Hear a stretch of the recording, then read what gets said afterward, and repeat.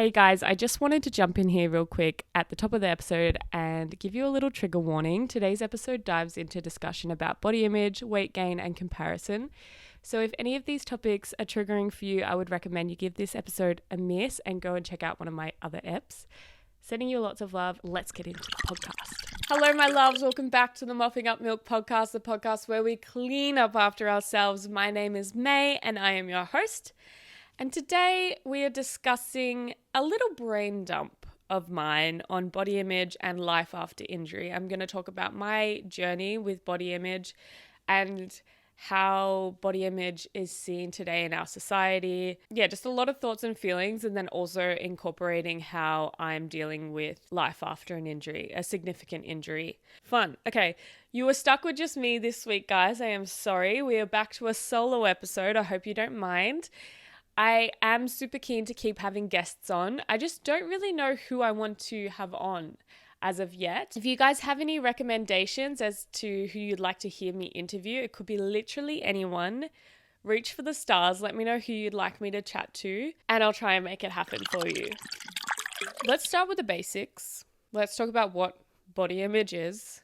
Pretty much for me, body image means my perception of myself and how I look physically. Recently, I've been thinking a lot about body image, specifically because I am going through a pretty major injury and I'm dealing with what life looks like after a major injury, of things that I can't reverse. So for context, I have been playing basketball my whole life. I've always been a sporty gal, and going into adulthood, I took it more seriously and I started playing semi-professional basketball. Through playing such a high contact, rough sport is the high chance of injury, which unfortunately happened to me. In 2019, I ruptured my ACL and tore my meniscus. And for those who don't know, this is the main ligament in your knee. Holding your knee sort of together and keeping it stable is the ACL, and I completely tore that in half. When it comes to the ACL, it's only repairable through surgery. It can't fix itself. So after rupturing my ACL, obviously that is a quite significant injury to a semi-professional athlete. That means that I have to go through surgery and then it is 9 to 12 months recovery. So that is just straight away a year plus off basketball and sport. I can't tell you and I can't describe to you the intense frustration and mental impact this sort of injury has on someone who identifies as a sporty person. It doesn't have to be someone who plays professionally. An injury like this is so significant to anyone who enjoys playing sport and being active. So this surgery involves taking a graft from either your hamstring or your quad or your patella and replacing where your ACL would have been. So they use screws to drill in holes into your bones in your knee and replace that ACL with a graft. For me, they took my hamstring. So it was a quick surgery, a few hours. It was just a day procedure. Like I went in the morning and I went home at nighttime. I didn't stay overnight. The pain from that surgery was tremendous. It was a very painful surgery. I had to train my muscles to walk correctly again. There is a mental aspect to this injury where your brain tells you to protect your leg and your knee. And so it can make you walk differently. It can make you try and compensate for that leg with your other good leg. And it can create a limp, or it can create just unevenness between the two legs. So there is a big part after surgery where you have to try and train yourself to not overcompensate and walk properly so that you don't have issues with overcompensation in the future. That injury happened in 2019. I did fully recover from that. I was able to jog, I was able to run, I was able to get back to casual sport. I did not have the mental capacity to get over the overcompensation, and I was hesitating a lot when I was playing sport. So that led to a high risk of injury again because I was hesitant. I wasn't playing naturally. Unfortunately, I re-injured my ACL. I ruptured it again last year, mid-year last year. I ruptured my ACL for the second time, same knee, my graft ruptured. Playing casual netball.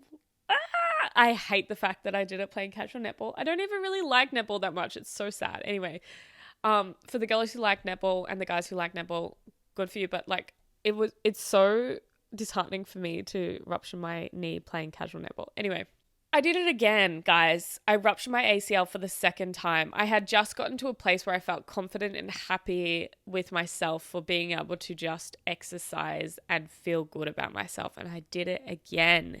And since then, I have had such a rough time with my body image and self-esteem, I'd say.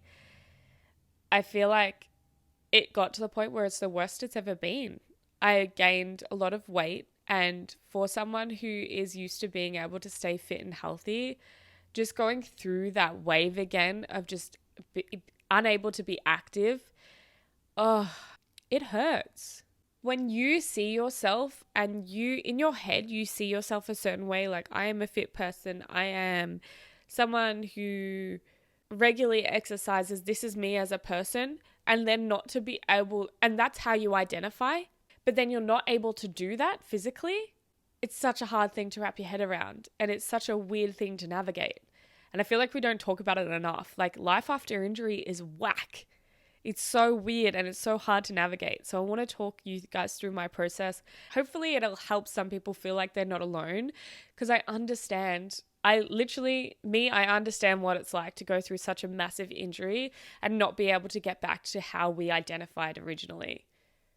There's a new normal, and I'm going to discuss my new normal with you throughout this podcast. We'll refer back to my injury over this episode, but I just wanted to give you a brief overview of what has happened to me so it gives you a bit of context as we go along.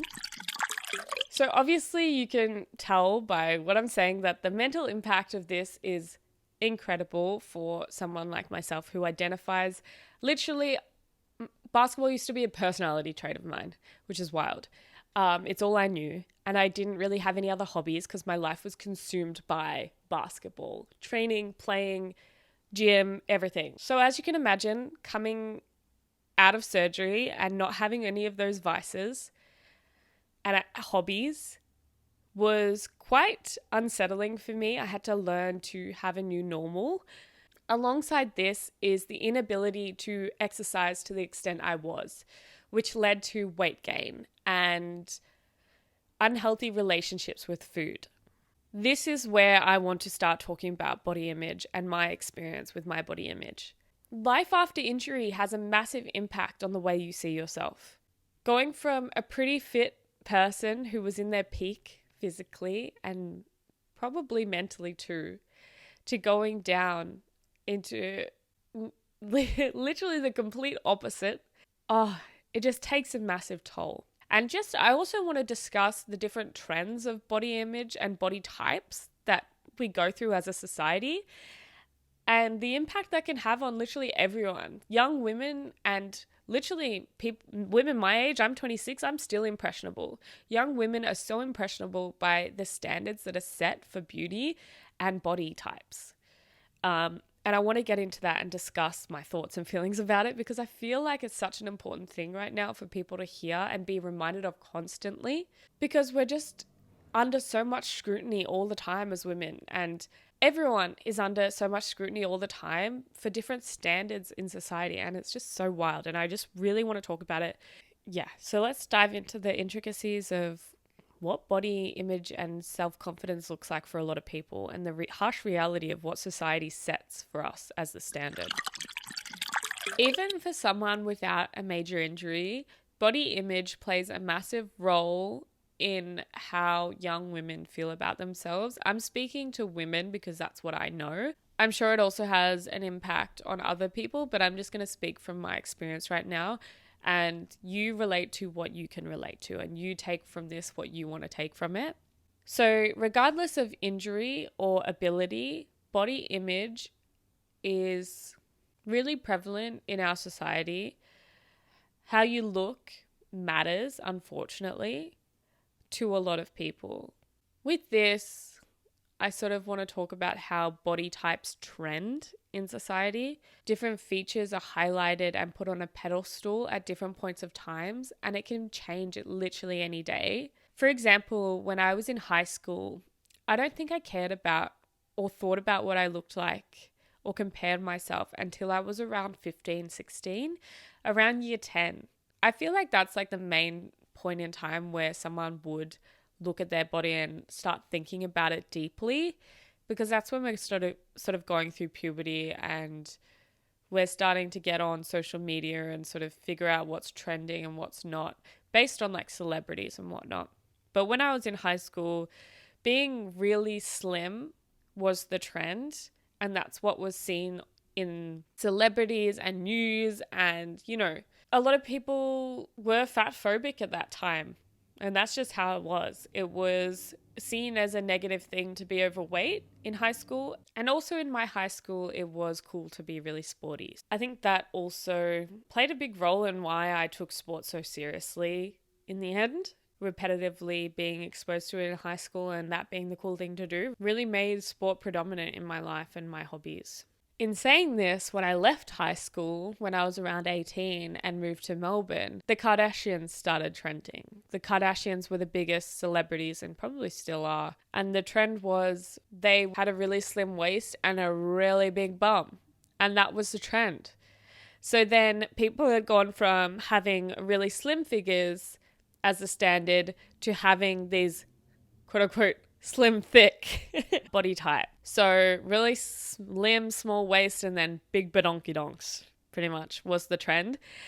And interestingly enough, that was the time where I felt most confident, because personally my body type is smaller in the waist and then I have a big bum. So it was interesting for me during that time. My body type was put on a pedestal and that felt really good for me.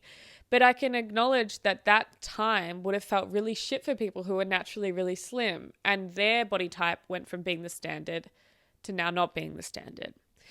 And the impact that can have on women's mental health is crazy, because these people that are in the spotlight and these celebrities have money to change their bodies. They can surgically change their bodies and make them look this certain way. Whereas, you know, the average Joe, you and me, we might not be able to have surgeries to make ourselves look a certain way. And I think this is why it's important to play to our strengths and, you know, really highlight and accept the things that make us really beautiful naturally. One thing I think about is that no matter how much you exercise, your rib cage is going to be your rib cage. It's not going to get any smaller. You can't get smaller than your rib cage, girl. So no matter how much exercise you do, you can't change your genetics. Your hips are still going to be your hips and your body frame is going to be your body frame. Everybody is different. And I know it's really hard to accept. And one thing that is crazy and blows my mind all the time is I could look at a girl, right? And I could think, oh my God, she is the most beautiful thing I have ever seen. She is the most beautiful woman I've ever seen. And then you go inside that woman's brain and she could be thinking that, you know, I want what that girl has. I want something that girl has. But I'm sitting here looking at her going, oh my God, she is the most beautiful person I've ever seen. But she doesn't think that. You already have something naturally that someone else is chasing. It's just always going to happen. I might have something that someone else thinks is the most beautiful thing in the world, but I don't think that it's that beautiful because it's not the standard. So I really encourage everyone to play to your strengths. For me, it's my natural eyebrows. I love my natural eyebrows. It could be something different to you. I want to just encourage people to play to their strengths, you know, and, you know, we're going to always naturally want something that we don't have. But just remember, you probably have something that someone else is looking for or always wanted. I think we need to look at ourselves less harshly, I guess, and recognize that we are beautiful in our own ways and we all have something about us that is beautiful and we can highlight. The social standard and what is glorified by the public in terms of body shapes and sizes and physical features change all the time. Literally, the Kardashians had their butt plants. The Kardashians had their butt implants removed. We all know they did. That there was a period of time where the big butt was so popular, and then now they've got their butt cheeks removed or their implants removed, and now it's heroin chic. That is the trend. People are calling it heroin chic, which just really means really, really extremely thin bodies. So it went from slim to slim thick, now it's back to extremely thin. Body shapes trend. And we're not always going to have the body shape that is trending. So we need to look and find like comfort in ourselves and our bodies and accept them for what they are all the time, because they're not always going to be the social standard. And that's just facts. Although society's getting better with the rhetoric around body positivity, it is pushed a lot right now is to be confident in your body, and we are starting to accept a lot of different body shapes and sizes. But in reality, it's still hard to feel that way. It's being pushed right now that you should be confident and you should be spreading body positivity. But at the end of the day, it's up to you if you can do that. And it is a mindset. It is changing the way you think about yourself. It's speaking to yourself nicely. It's, giving yourself some grace for being who you are. And I think that because we've gone through so long of comparing ourselves and not being body positive, it's hard to just flip the switch and now be body positive. It's great that we're promoting why do I keep saying body positivity? It's great that we're now promoting body positivity, and our society seems to be becoming more accepting to different body types. But it's hard to flip that switch overnight. Like, it'll take time for us to grow that self-esteem back and feel confident in ourselves. And that's just reality. I know that. Like, we're not going to be completely fine with ourselves overnight. It'll take a while, but I think this is just a reminder to speak to yourself a bit more nicely and treat yourself with a bit more respect. It literally goes back to, would you say that to someone else? Then if it's no, don't say it to yourself. Give yourself that respect that you'd give to other people, because you're you at the end of the day. You are the only person that you need to be responsible for. Unless you have children, I don't know. But at the end of the day, you're the most important person in your life, and you need to be treating yourself with respect. I need to take a leaf out of my own book, because I need to give myself a bit more grace and a bit more respect, because my body is going through a massive change. I've got a new normal, and I don't exactly know what that looks like yet. And this is where I want to get into something else. I am going about life with the perspective that I might not have tried my favorite hobby yet. That is my new mindset. And that will help me navigate this injury and finding that new normal, because I need to remain optimistic. I need to believe that there's something else out there for me that will fulfill me physically and mentally. So guys, I might not have tried my favorite hobby yet, and that's exciting. That's really exciting. I might be that bitch in Lycra cycling around the tan, cycling around St. Kilda Beach. And that might be my favorite thing in the world. I just don't know it yet. So if you're struggling with an injury and you're unable to do things the way that you used to, let's keep an open mind about the future and what we will be able to do in the future. We don't know. We literally don't know what's going to happen. So I'm going to try and remind you to keep an open mind, as I am going to try and keep an open mind about this. It's hard to navigate, and I'm with you. But we got this. We literally got this. Anyway, let's bring this back. Body image and life after an injury. I'm talking about these two because I feel like for me they come hand in hand. Going through this major injury has impacted my body image and my self-esteem. And that's a fact. Not being able to exercise as much as I used to has led to me gaining weight and feeling a little bit shit about myself because I don't look how I used to look. That's just a fact. Trending body types does not help this when you physically can't help weight gain. Literally also women with endo have weight gain they can't help. Like, weight gain can come from more than just an injury. Like, a lot of people can't help they're gaining weight, and the pressure and standards of society right now to be so slim is so detrimental to a lot of people's mental health. And it breaks my heart. Literally because I'm so harsh on myself right now. But for a lot of people, the reality is they can't do anything about their body. But they're being compared, or they are comparing themselves to this standard that's so unrealistic. So I'm like, what are we going to do about it? It's literally in our mindset. It's literally being mentally strong to feel confident in ourselves other than how we look. We are so much more than what we are physically. It's wild. If you needed to be reminded of that today, this is your reminder that you are so much more than what you look like physically. Holy shit. Like, guys, come on. I'm literally reminding myself at the same time, by the way. I'm not perfect. Yeah. Just to all the people out there that have an injury or have something that is stopping them from doing something they want to, you're not alone. We out here, gang, gang. Yeah, to wrap up this conversation, I just want to remind you that you might not have tried your favorite hobby yet, and it's very normal not to look like the standard of beauty that is shown in the celebrity world. Play to your strengths, girl. You got this. I got this. We got this. Let's go. Treat ourselves a little bit more kindly and how we would other people. And let's just keep moving. Your life isn't over if you have an injury or you have something that is a bit of a setback. There's more to me than basketball. I am more than that. And this could be a sign that I needed to explore other things. I have so much more depth than playing a game of basketball. And that's the way I'm looking at it. You are so much more than just one hobby. You are so much more than one aspect of you. Yeah, I don't know. I feel like I'm going in a little bit of a circle, but we're just more than what we are physically at the end of the day. Also, another thing to wrap this up is there's no point adapting to a trend if it's just going to change overnight anyway. Simple as that.